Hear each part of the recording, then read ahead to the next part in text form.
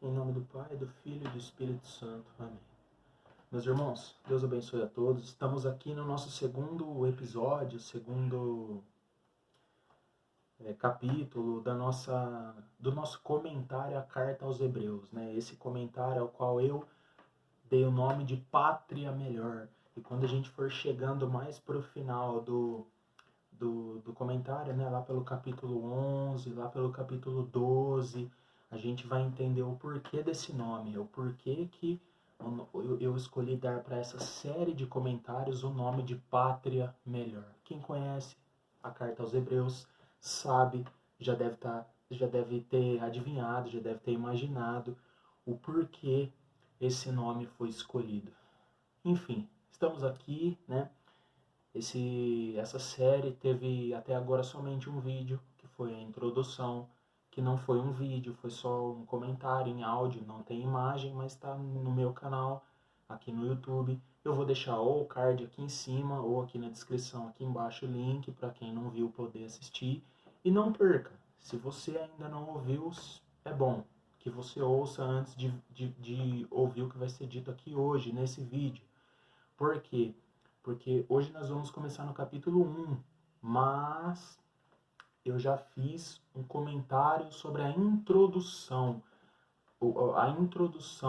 à carta aos Hebreus. Falei um pouquinho do contexto em que ela foi escrita, o porquê ela é uma carta diferente das outras, a que público ela é endereçado, o contexto histórico em que ela foi escrita, enfim, coisas que eu creio ser essenciais para a gente poder entender a mensagem dessa carta.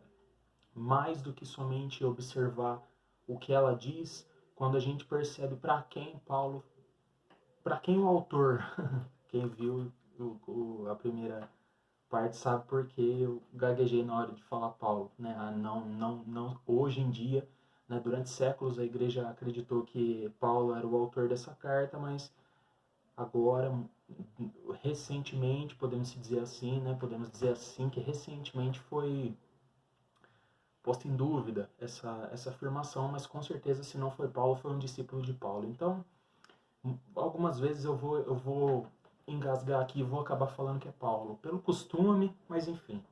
Quem assistiu o comentário, a introdução, já está por dentro do assunto, já sabe que existe essa questão. Mas sendo ou não sendo Paulo ou um discípulo de Paulo, o que interessa é que a igreja canonizou essa carta, a igreja canonizou esse escrito. Quando a igreja decidiu colocar no cânone da Bíblia, no cânone da Sagrada Escritura, essa carta, independente de quem tem escrito, é a palavra de Deus.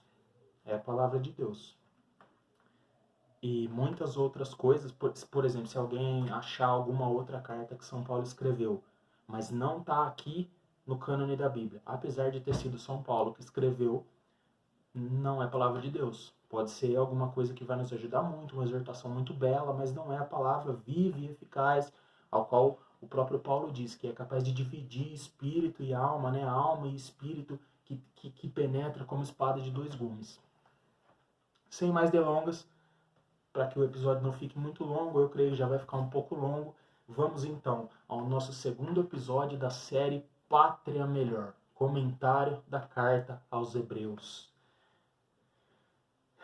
Então, se você puder acompanhar com a sua Bíblia, é muito melhor, vai ser uma experiência muito boa. Vamos abrir então no primeiro capítulo, no primeiro versículo, e vamos começar do começo, que é sempre bom. Eu estou usando para ler, eu vou usar a versão da Ave Maria, a versão de estudos da Ave Maria, para ler, mas eu estou usando como consulta a Bíblia do Peregrino. Eu tenho aqui a Bíblia de Jerusalém, a Bíblia da CNBB, às vezes eu uso. Eu gosto da tradução, tem gente que não gosta, eu gosto. Acho boa, acho interessante, ajuda às vezes na compreensão. E outras fontes. Inclusive fontes que não são livros, que são aulas que assisti. Enfim, vamos ao ponto. Então vamos lá. Carta aos Hebreus. A mensagem nova de Cristo, superior à antiga. Cristo é superior aos anjos. É o título do parágrafo. Capítulo 1, versículo 1. Muitas vezes e de diversos modos, outrora falou Deus aos nossos pais pelos profetas. Ultimamente nos falou por seu Filho, que constituiu herdeiro universal, pelo qual criou todas as coisas. Pausa e comentário. Você já viu a introdução, né? Deve ter visto. Eu pedi para voltar lá para ver. Creio que você viu. Na introdução eu disse, né, o povo hebreu é o povo da antiga aliança. Era o povo que recebeu de Deus a antiga aliança. Ou seja, que aliança antiga é essa? É a aliança que preparava a vinda de Jesus. Não era a aliança perfeita, não era uma aliança capaz de apagar pecados, era uma aliança que, através do sacrifício de animais, através das observações daquelas... a fé judaica, através das observações das festas judaicas e hebraicas, era uma aliança que temporariamente servia para sustentar o povo na fé, na verdade de Deus, na adesão a Deus, que até então eles não sabiam que era uma trindade, que é a trindade, né, a Santíssima Trindade que a gente conhece, e era uma aliança provisória, uma aliança que servia, como o próprio Paulo diz numa outra carta dele, se eu não me engano, Gálatas, eu posso estar me equivocando de carta, mas é uma outra carta de Paulo, ele diz que era como um pedagogo que tinha o objetivo, a finalidade de nos educar, de educar o povo, não nos educar, educar o povo hebreu. Educar o povo hebreu, os judeus, para que quando o verdadeiro Messias viesse, Jesus Cristo, nosso Senhor, Deus encarnado, Verbo divino, quando ele viesse, ele pudesse ser aceito, né? O próprio Jesus uma vez disse, as Escrituras dão testemunho de mim, se eu não me engano. As Escrituras dão testemunho de mim. Então, toda a antiga aliança, ela apontava para Cristo.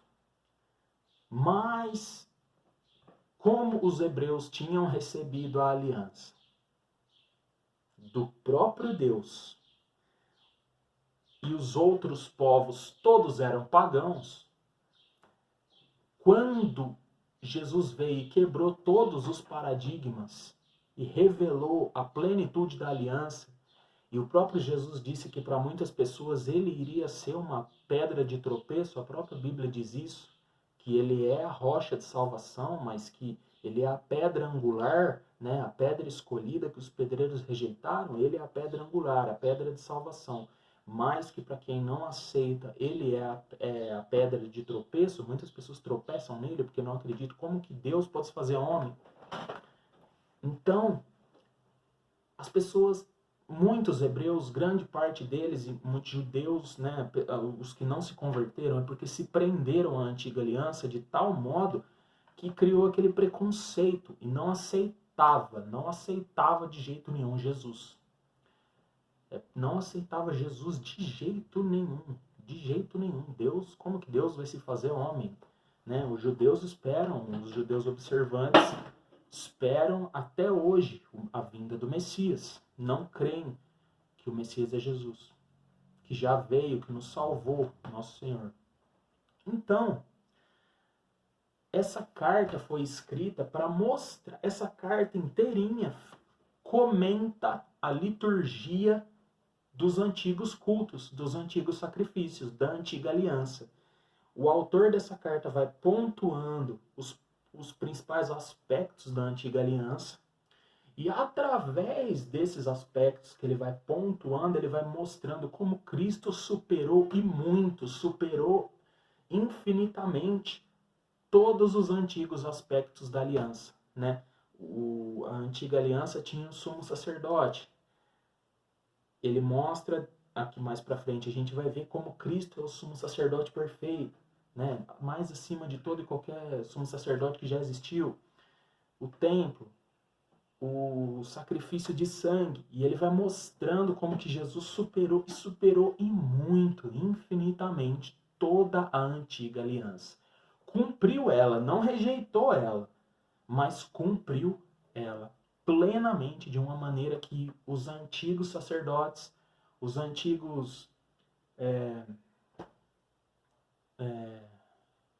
sacerdotes, sumos sacerdotes, ninguém, o povo que servia no templo da antiga aliança, né, os hebreus, os judeus, de maneira que ninguém conseguiu cumprir, Jesus cumpriu.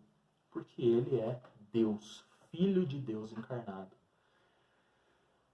E nesses primeiros 2 versículos, o autor está chamando atenção para isso. Ele já começa dizendo, é por isso que Cristo é causa, né? O próprio Cristo disse, eu não vim trazer paz à terra, eu vim trazer a espada, ou seja, divisão. Por quê? Porque ele é Deus. Quem não aceitar que ele é Deus vai estar dividido de quem aceita. Vai ter realmente uma separação. Antes dele vir, ninguém sabia que Deus iria se fazer homem. Então ninguém tinha isso na cabeça. Então não havia essa divisão. Quando ele veio, quem crê, quem não crê, não aceita de jeito nenhum. Então estão divididos. Jesus fala, eu vim como espada, né? Para trazer a espada, a divisão, e numa casa o pai se levantará contra o filho e a filha contra a mãe, né? E de certa forma foi isso, porque o povo judeu se dividiu. O povo judeu, que era um só, uma casa, uma família só, né?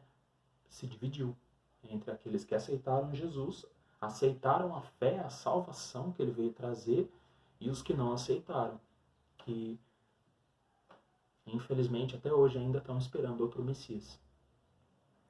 Mas enfim, o que esse versículo vem mostrar é isso. Muitas vezes e de diversos modos, olha o que ele começa a falar. Outrora Deus falou aos nossos pais pelos profetas. Então vê, ele não está negando o Antigo Testamento, ele não está negando aquilo que os hebreus já acreditavam.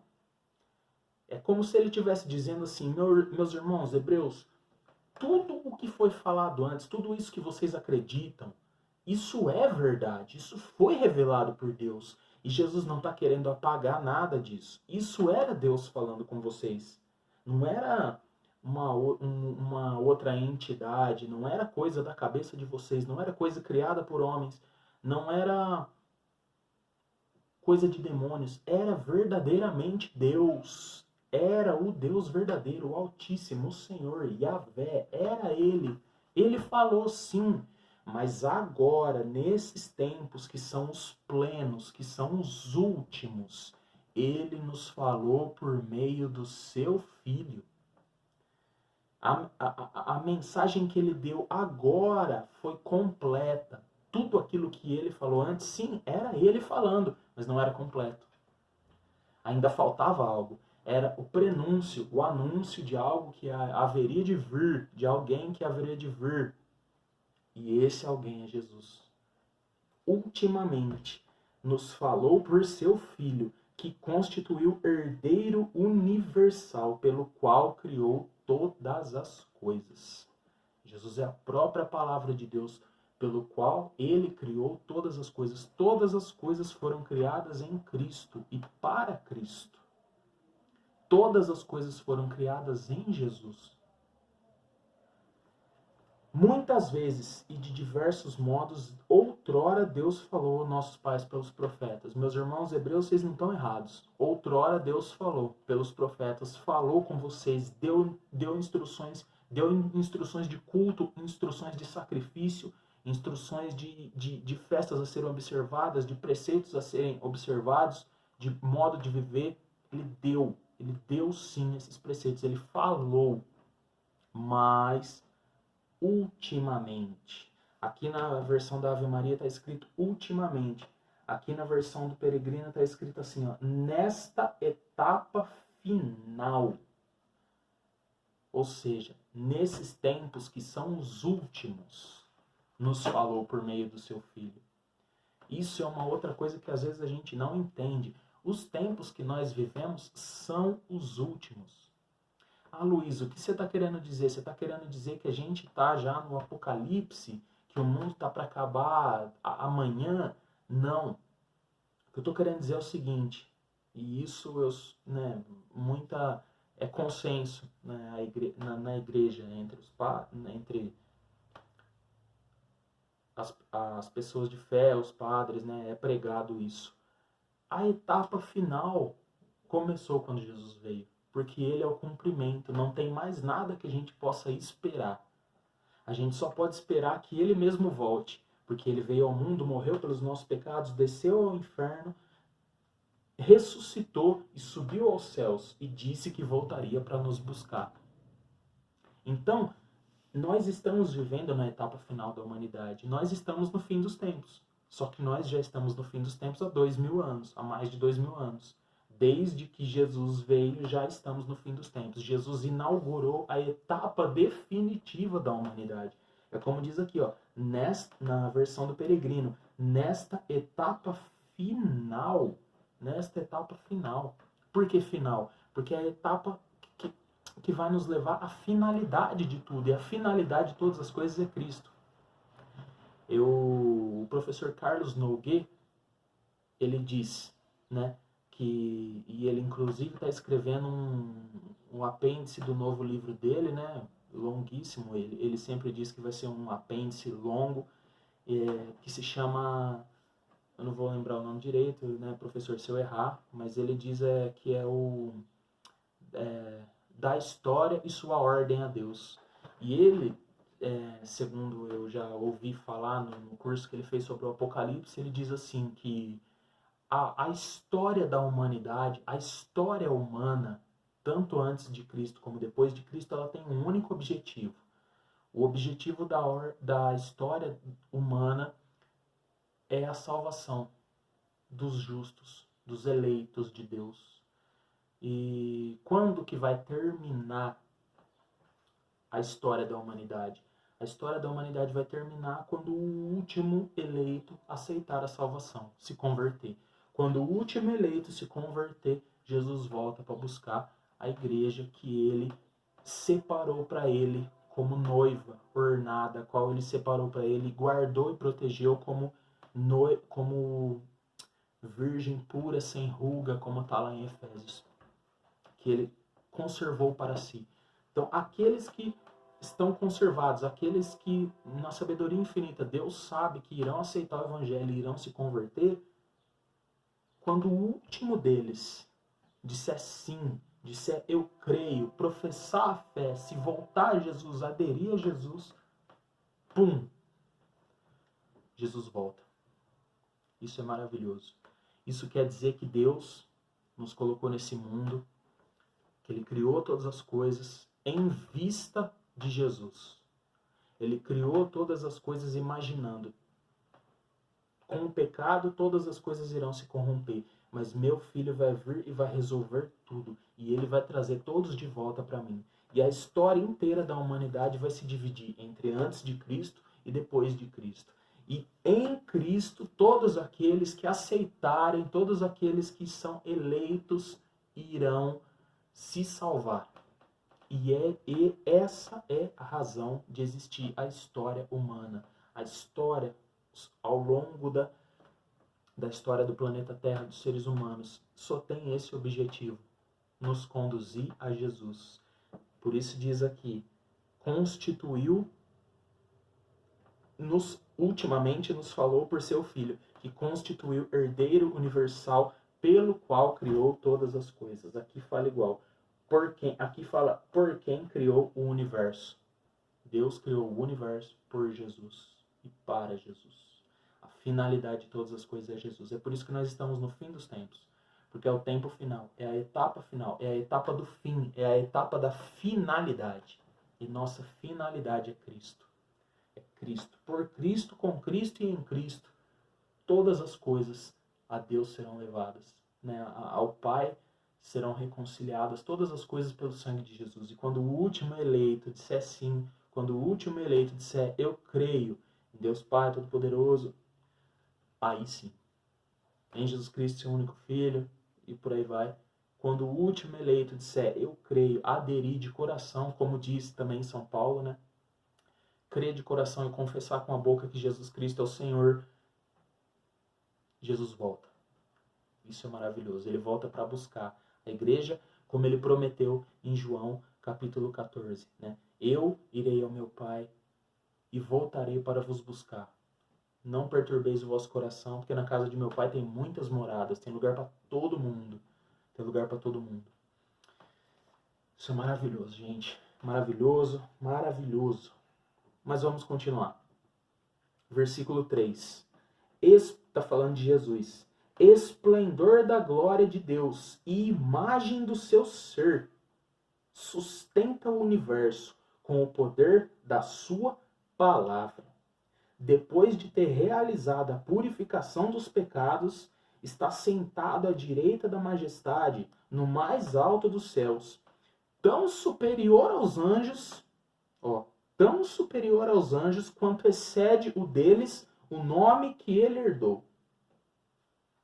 Vamos parar aqui um pouquinho. Esplendor da glória de Deus. Está falando aqui de Jesus. Jesus é o esplendor da glória de Deus. Esplendor é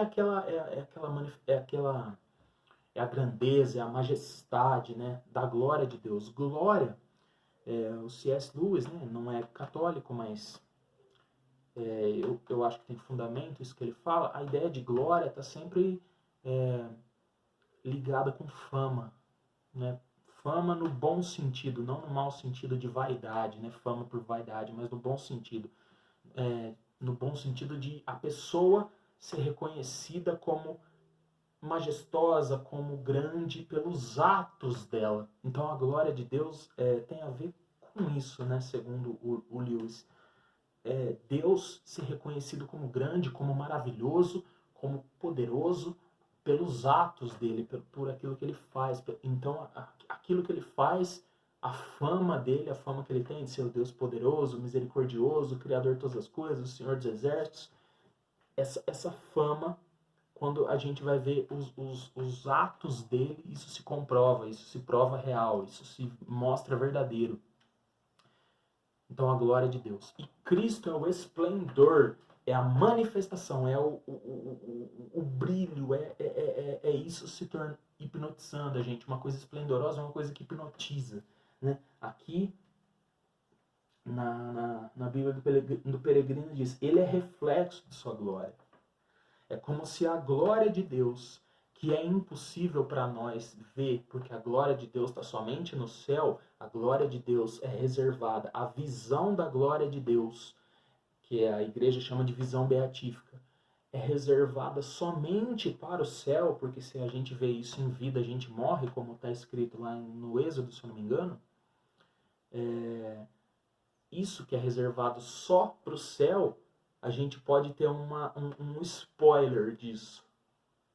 Aqui na terra, como? Em Jesus. Porque Jesus reflete isso. Toda a glória de Deus no céu, toda a glória de Deus Pai no céu é refletida por Jesus aqui na terra. Quem olha para Cristo, quem olhou para Cristo, viu a glória de Deus. Viu como Deus é misericordioso, como Deus é grande, o Altíssimo, o Senhor das misericórdias, né? O Pai das misericórdias, como Ele é grande, como Ele é altíssimo, como Ele é o Senhor dos exércitos, como Ele é o príncipe da paz. Viu tudo. Quem viu Cristo, viu tudo. Inclusive, isso tem a ver com o primeiro versículo que fala, com o segundo versículo, né? Deus tinha falado pelos profetas antigamente, agora Ele nos falou pelo Filho dele, falou por Jesus. E foi a última palavra. Porque Jesus veio trazer a nova e a eterna aliança. Ou seja, depois de Jesus, nada mais existe para ser dito. Tudo já foi dito, não existe mais nada a ser consumado. Jesus na cruz disse, está consumado, tudo está consumado. O que está consumado? A revelação. O que está consumado? A salvação. O plano de Deus. Não existe mais nada a ser revelado, não existe mais nada a ser...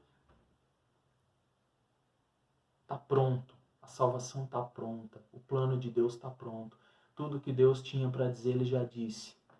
Em Jesus. Na pessoa de Jesus. Nele.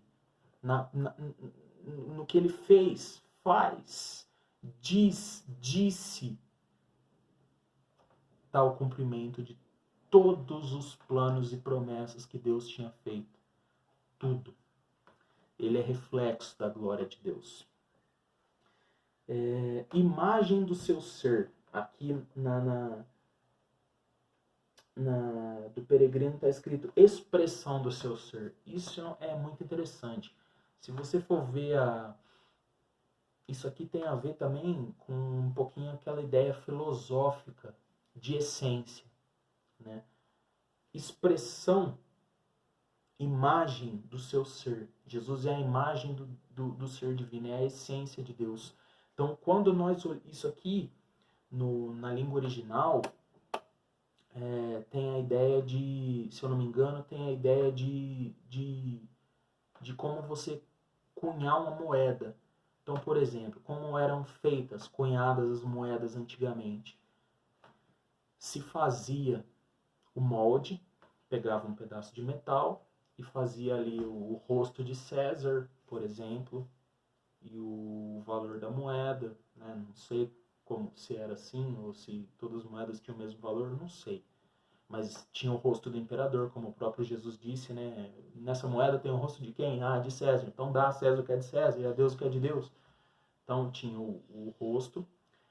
E como que era feito isso? Eles faziam num pedaço de metal, como se fosse um sinete. Eles faziam a imagem e depois derretiam o metal, colocavam esse sinete no metal e esse sinete deixava a expressão dele no metal.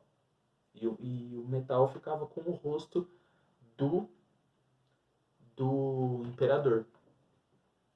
A ideia que está por trás dessa frase aqui é essa. Jesus é a expressão, é a imagem do ser, né? Quem entende um pouco de filosofia sabe, né? Essa questão do ser, questão ontológica, né? Só Deus é o ser e todas as coisas recebem dele o seu ser. Ninguém tem o ser, todos nós recebemos o ser. Deus é o único que não recebeu o ser de ninguém nem de nada, porque ele é o próprio ser. O ser por essência, ele é, né? Ele mesmo disse para Moisés, eu sou aquele que é. Então, a ideia que está por trás aqui nessa frase desse versículo é essa. É como se o rosto de Deus, é como não? É assim, né? Não é como, é de fato.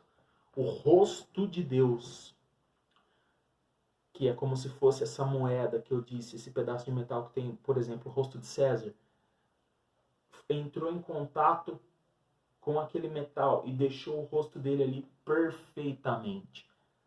O rosto do Pai. Jesus disse, quem me vê, vê o Pai.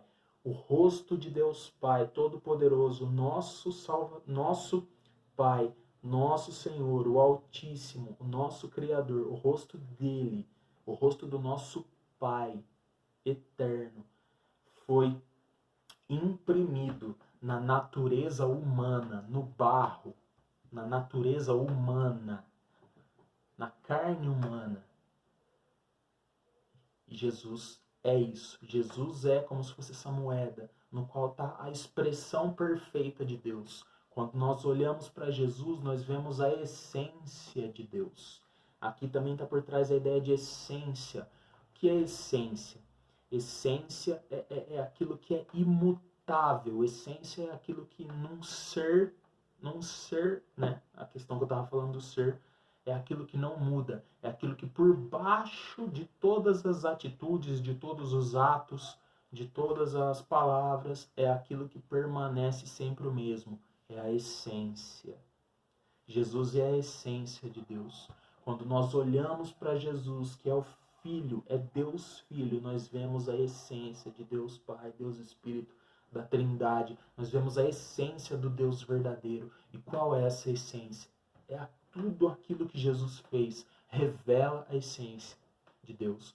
O perdão, as curas, a salvação, o amor a ponto de dar a própria vida, a ponto de se rebaixar, a ponto de se esvaziar pela nossa salvação, o perdão de todos os pecados. Essa é a essência de nosso Senhor. Por isso que João não errou, João estava certo. Deus é amor. Então, a ideia que está aqui por trás é essa. E ele sustenta o universo com o poder de sua palavra. Né? Aqui no comentário da Bíblia da Ave Maria diz assim: o Filho sustenta tudo, como se a ação criadora estivesse saindo continuamente de suas mãos. É totalmente ao contrário daquela ideia herética que tem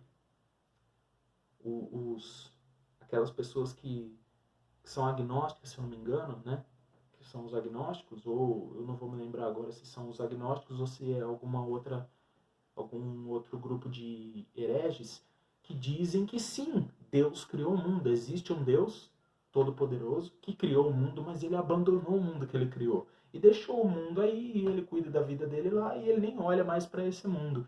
Isso é mentira. Aqui está dizendo, ó, ele sustenta o universo constantemente. Constantemente Deus sustenta o universo, né? A gente sabe que os anjos, ao comando de Deus, são os que fazem o sol nascer, a lua aparecer, são os que controlam os astros, a rotação e tudo mais, né? Isso tem uma classe lá, um coro de anjos que é responsável por isso. E aqui no comentário ainda está dizendo assim, como se a ação criadora estivesse saindo continuamente de suas mãos. É uma ideia que eu já ouvi também, que eu não me lembro aonde, faz muito tempo, e eu não faz muito tempo que eu ouvi, e eu não tenho certeza de o quanto eu estou parafraseando isso, e o quanto eu estou colocando minha própria visão, mas é aquela ideia de que Deus constantemente está pensando naquilo que ele fez. Tudo o que sustenta a criação é o pensamento de Deus, né?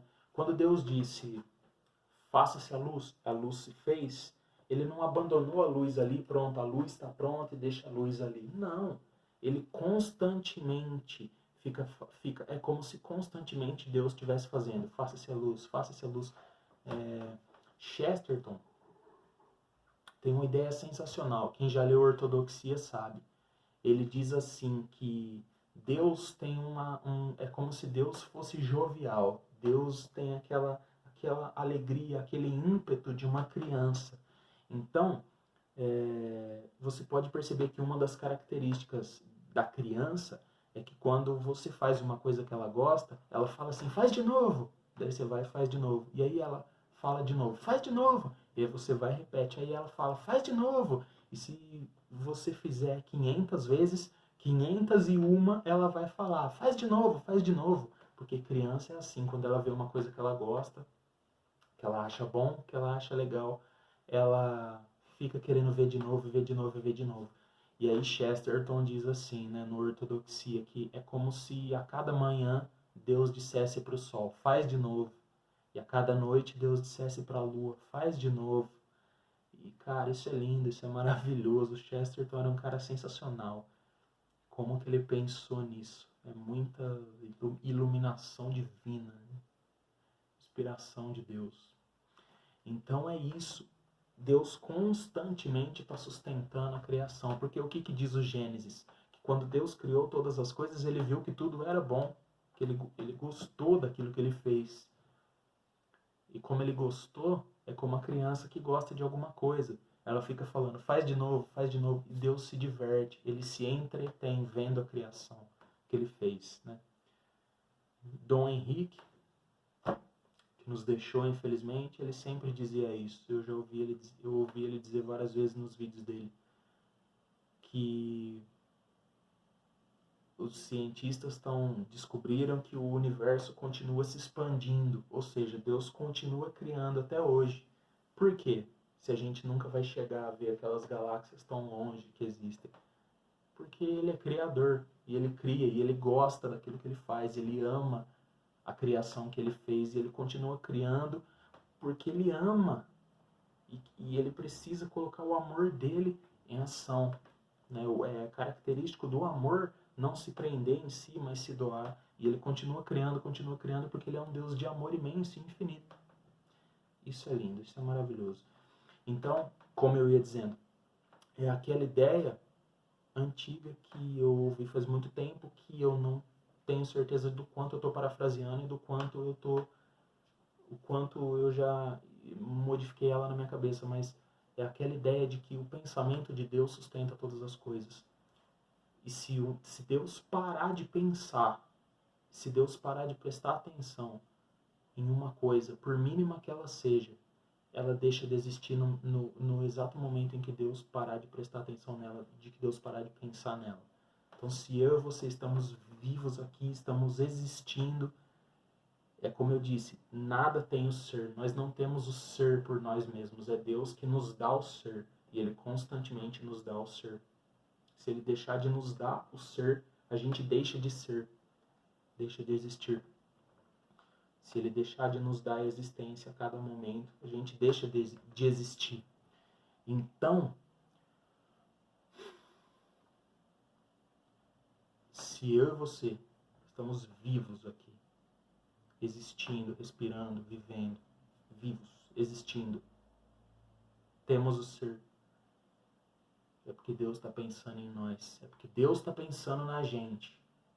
Por mais pecadores que nós sejamos, Ele não parou de prestar atenção, de nos ver, de pensar em nós. Isso é causa pra gente de alegria infinita. Alegria infinita. Bom, e aqui depois ele fala, né? Depois de ter realizado a purificação dos pecados, na cruz, com a morte dele, está sentado à direita da majestade no mais alto dos céus. É a ascensão de Jesus que a gente contempla no segundo mistério glorioso e que está lá em Atos capítulo 1. Para quem quiser conferir, é a ascensão de Cristo. Depois de ressuscitado, voltou ao Pai para preparar para nós um lugar. Está sentado à direita da majestade no mais alto dos céus. No mais alto dos céus. Tão superior aos anjos. Superior aos anjos. Isso aqui vai ser importante porque o resto do capítulo vai se basear inteiramente nessa ideia. E eu vou ler tudo de uma vez, e aí eu comento depois, e aí acabou por hoje, tá bom? Então vamos lá. Tão superior aos anjos quanto excede o deles o nome que herdou. Pois a quem dentre os anjos disse Deus alguma vez: Tu és meu filho, eu hoje te gerei? Ou então, eu serei para ele um pai, e ele será para mim um filho. E novamente, ao introduzir o seu primogênito na terra, diz: Todos os anjos de Deus o adorem. Como que um anjo vai adorar outro anjo? Não tem como, né? Então, se Deus está mandando os anjos adorarem Jesus, é porque Jesus é mais do que um anjo. Beleza? Eu vou entrar em detalhes e vou explicar por que isso é importante. Tá bom? Deixa eu continuar lendo.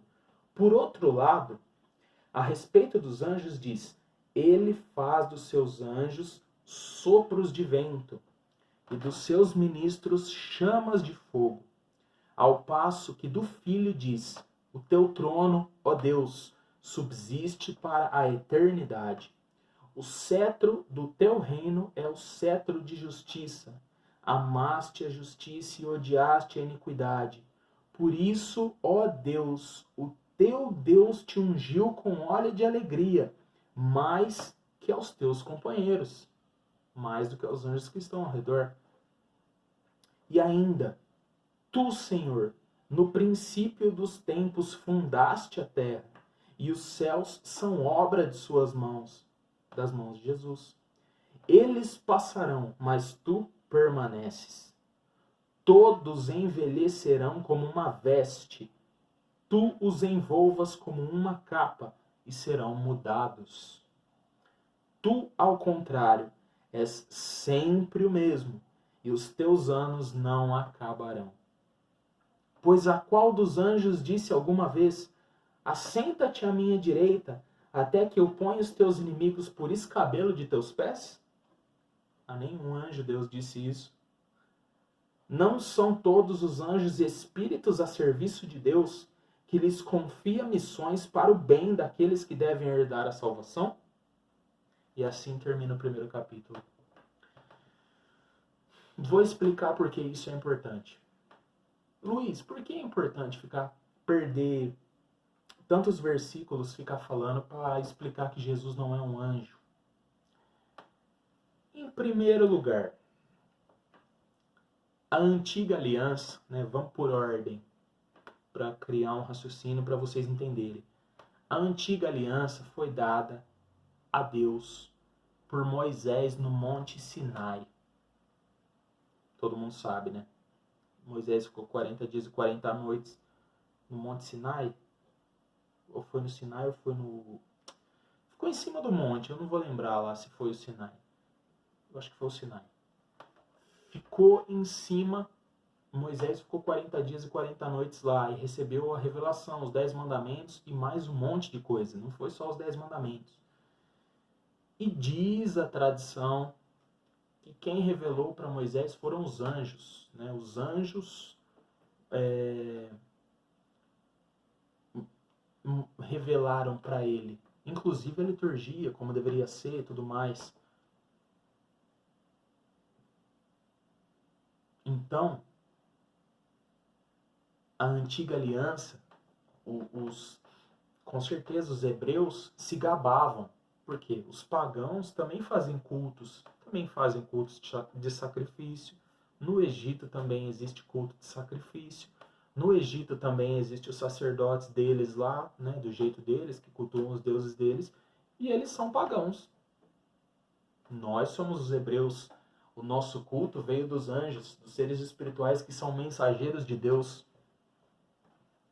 Questão: se Jesus fosse mais um anjo, isso significaria que a nova aliança estava no mesmo nível da antiga aliança. Por quê? Aliança dada por anjos, aliança dada por anjos.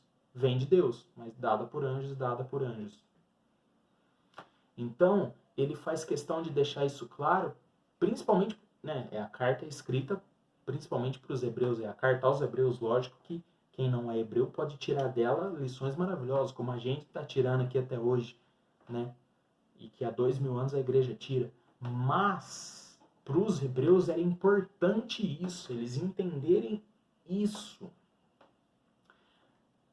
Jesus é mais do que os anjos, ele não é um anjo, porque um anjo é uma criatura de Deus. Jesus é o próprio Deus, ele criou os anjos. A aliança que foi dada pelos anjos é boa, porque conduzia, apontava para Cristo. Mas a aliança dada por Cristo não é só mais uma aliança no mesmo nível das outras. Ela supera em muito a antiga aliança. Porque a antiga aliança era com sangue de cordeiros, com sangue de novilhos, e a nova aliança é com o próprio sangue dele. Dá para entender? Então é essencial entender isso. Por vir do próprio Deus, diretamente, não mais agora por mensageiros. É como se ele estivesse dizendo assim: meus irmãos, antigamente Deus estava mandando recado. Agora ele mesmo veio falar. Ele veio rosto, olho no olho, face a face. Isso não vale mais? Vale muito mais, vale infinitamente mais. Segundo ponto, porque é importante essa informação e entender que Jesus não é somente um anjo. Todos nós sabemos, eu espero que saibamos, né, como católicos, ou se você não é católico, enfim, que bom que você está aqui vendo esse vídeo até agora. Mas os anjos são seres espirituais. A Bíblia diz, inclusive aqui ele fala, ó, ele faz dos seus anjos sopros de vento. Vento é pneuma, né? É utilizado na Bíblia para falar daquilo que é espírito, daquilo que não tem matéria física, né? Então, os anjos são espírito, somente. Se a gente pensasse que Cristo era espírito somente, e não tinha carne, não tinha corpo, não tinha matéria física, como ele foi crucificado? É daí que vem aquela heresia que no começo do cristianismo surgiu, que eu não vou lembrar o nome da heresia, que eu sou horrível para lembrar nome dessas coisas, mas era aquela heresia que falava assim que Cristo não sofreu nada na cruz. Que o corpo dele era somente uma aparência de corpo, mas não era um corpo verdadeiro. Ele era um ser espiritual. E ele não poderia sofrer no corpo porque ele nem tinha corpo, era uma aparência de corpo. Quem souber aí o nome dessa heresia e lembrar, põe nos comentários aí, beleza? E eu vou curtir você, se eu achar aí os comentários. Vou curtir seu comentário. Então, isso colocaria o sacrifício de Jesus em um patamar mais baixo, dizendo que na verdade Cristo não se sacrificou por nós. Ele fez aquilo como se fosse um teatro. E não foi um teatro, meu irmão. Cristo com o próprio corpo que foi gerado no ventre da Virgem Maria, corpo que foi gerado pela ação do Espírito Santo, corpo que foi flagelado por amor a nós, pelo perdão dos nossos pecados. Esse corpo foi crucificado e morreu e desceu ao inferno. Foi enterrado na tumba e Jesus desceu aos infernos e depois ressuscitou. Desceu à mansão dos mortos e ressuscitou. Então, o sacrifício de Jesus não foi um teatro, ele sofreu tudo aquilo. E por que ele aceitou sofrer tudo aquilo? Por que Deus Todo-Poderoso que está no céu aceitou passar por isso? Filipenses capítulo 2. Sendo Deus, não usurpou da condição de Deus, da sua igualdade com Deus, mas se fez obediente até a morte, e morte de cruz. Ele se fez obediente por amor. Paulo diz, aquele que me amou e se entregou por mim. Foi por mim, foi por você. Ele quis que fosse formado um corpo para ele, um corpo totalmente santo, isento de pecado, no ventre daquela que era toda santa e isenta de pecado. O homem mais santo, o homem que era Deus andando na terra. Deus que se humilhou, veio aqui na terra, nasceu naquela manjedoura, sofreu a vida inteira, trabalhou como carpinteiro, foi humilhado, cuspido, flagelado, morreu numa cruz por nós. Ele quis sofrer tudo isso para mostrar para mim e para você o quanto ele estava disposto a nos salvar, o quanto nós éramos preciosos para ele, o tamanho do preço que ele estava disposto a pagar por nós. A gente sabe que a gente não vale tudo isso, mas ele fez isso por nós. Como não amar um Deus assim? Como não querer retribuir o amor dele? Como não querer se arrepender dos pecados e viver para ele? Então, segundo ponto pelo qual isso é importante, é para isso, entender que o sacrifício de Jesus não foi um teatro, não foi um detalhezinho para ele. Ah, eu sou Deus, isso daí não me machuca. Eu vou ficar aqui e deixar vocês me crucificar porque eu sou acima de vocês. O que vem de baixo não me atinge. Para com isso, meu irmão. Jesus sofreu demais. Demais. Eu também não lembro onde foi que eu ouvi isso, mas diz que Jesus, ele estava sentindo tanta dor no momento da crucificação, e uma pessoa quando está com muita dor não consegue controlar nem a urina e nem as fezes. Então eu não preciso nem dizer, né, como que ele estava na cruz, urinado e tudo mais, fora as feridas, fora as chagas, principalmente a das costas, que deixou as costelas expostas por mim e por você. Ele sofreu de verdade, sofreu na pele, a consequência dos nossos pecados, a consequência da nossa rejeição a Deus, do nosso desejo de querer ser dono dos nossos próprios narizes e fazer tudo aquilo que a gente bem entender, da nossa vontade de viver sem Deus, viver sem regras, viver sem santidade. Ah, como a gente é. Não foi um teatro.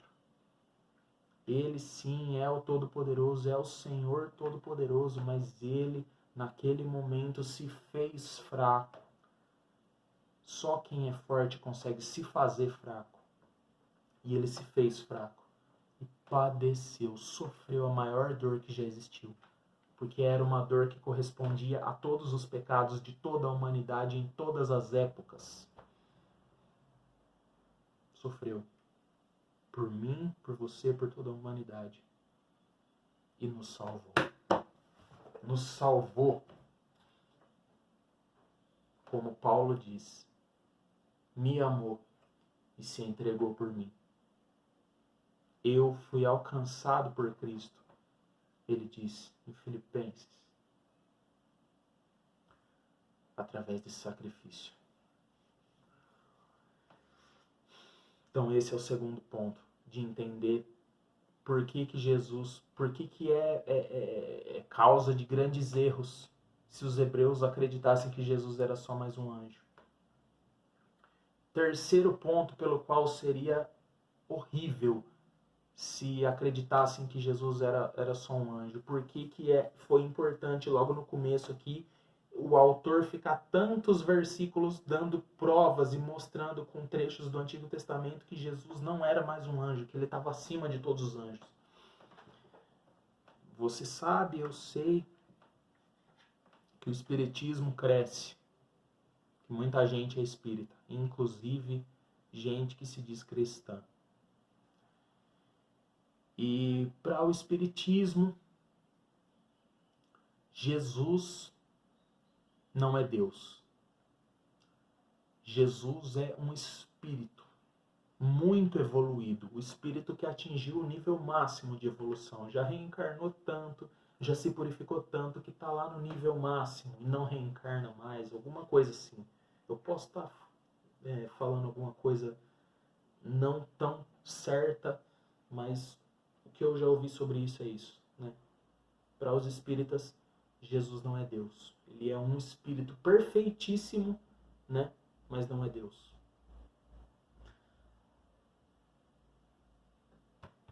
Essa passagem vem provar que ele não é um espírito, que ele é Deus. Ele não é um anjo, que anjo é totalmente espírito. Não, ele é Deus. Deus. Deus. E só a título de curiosidade, um quarto ponto pelo qual é importante saber isso, eu vi navegando pela internet, né, uma vez, navegando aqui pelo YouTube, que eu vi um vídeo cujo título era assim, era um vídeo evangélico, cujo título era assim, Jesus não é o arcanjo Miguel. Eu não cliquei para assistir esse vídeo, mas eu imagino, o que eu imagino? Eu imagino que, por que chegaram nesse vídeo, por que chegaram nessa ideia? Posso estar falando besteira porque eu não vi o vídeo, mas eu imagino que seja isso. Eu imagino que viram lá no Apocalipse 12, que fala que Miguel e seus anjos derrotaram o dragão, e como quem derrotou a serpente foi Jesus na cruz, né? Quem derrotou Satanás foi Jesus na cruz. Acharam que Miguel era mais um nome para Jesus, como o Alfa e Ômega, por exemplo, né? No Apocalipse fala um monte de outros nomes para Jesus. Fala Cordeiro, fala Testemunha Fiel e Verdadeira, fala aquele que tem a chave nas mãos, aquele que anda pelos candelabros. Então vai ver que alguém imaginou que Miguel significava um outro nome para Jesus. E a gente sabe que não, né? Isso é herético, isso não é verdade. Miguel é o arcanjo que derrotou Satanás no céu, né? Miguel significa quem como Deus, né? Quando Satanás se rebelou contra Deus, se revoltou contra Deus e começou a colocar na cabeça dos outros anjos blasfêmias contra Deus, para que não acreditassem em Deus, não confiassem em Deus. Miguel, que era um arcanjo, né? Lúcifer estava lá em cima na hierarquia, era querubim, serafim, não sei, não lembro da história certa. Quem conta isso é o padre Paulo Ricardo, né? Vai lá no site dele, procura no YouTube sobre esse assunto que você vai ver o vídeo, é muito bom. E ele conta, né? Satanás estava lá em cima, Lúcifer, né? Estava lá em cima, não era Satanás ainda, era Lúcifer. Estava lá em cima, na hierarquia, era o anjo mais perfeito. se encheu de vaidade e de orgulho, quis tomar o lugar de Deus. Começou a colocar um monte de minhoca na cabeça dos outros anjos, e os outros anjos, alguns começaram a cair, começaram a acreditar que Deus, na verdade, não era tão bom assim, que Deus era meio mal, que Deus tinha uns planos que eles não gostavam muito, porque envolvia muita humildade da parte deles. Muito ter que servir seres inferiores, que no caso somos nós, né? E muitos anjos se rebelaram. E quando muitos anjos se revoltaram, Miguel, que era um anjo, um arcanjo lá da segunda hierarquia, quase da quinta divisão, a gente pode dizer assim, né? Da série B, ele se levantou e disse: quem como Deus? Mihael. Quem como Deus? E aí todo mundo ficou quieto, porque realmente era inegável, não dava para negar, olhando para Deus, né, contemplando a grandeza de Deus, não dava para negar que Deus era único, que nenhum deles ali, nenhum anjo se igualava a Deus. Nenhum anjo se iguala a Deus. E Jesus é Deus. Ele não é mais um anjo, ele é Deus. Ele é o Filho de Deus, que Deus enviou a esse mundo para nos salvar. Ele morreu por nós, se sacrificou. E graças a ele nós somos salvos. Ele rasgou o documento que nos condenava, pregando na cruz. E agora nós somos livres para adorá-lo, para amá-lo, para estar com ele. E um dia ele voltará, porque ele está preparando para nós uma casa no céu, na morada do Pai dele. E ele vai voltar para nos buscar. E ele quer nos encontrar como igreja pura, santa, imaculada, ardentemente desejosa de se reunir com ele, de se unir com ele eternamente.